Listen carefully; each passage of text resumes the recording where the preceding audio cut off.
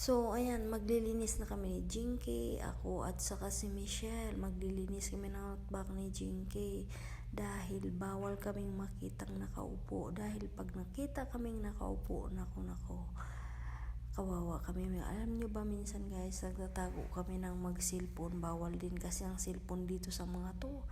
Hindi namin alam kung bakit, pero bawal lang mag-cellphone. Kaya ang ginagawa namin, kami nila Mary, Michelle at Chinky, patago kami, kanya-kanya kaming area, saan kami magtatago mag-cellphone.